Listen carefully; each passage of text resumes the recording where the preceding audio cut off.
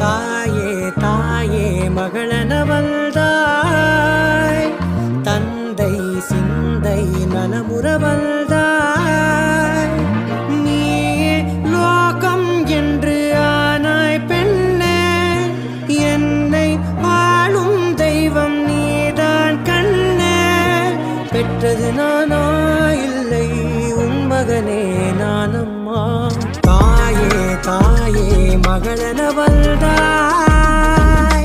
தந்தை சிந்தை நலமுறவள்தாய்.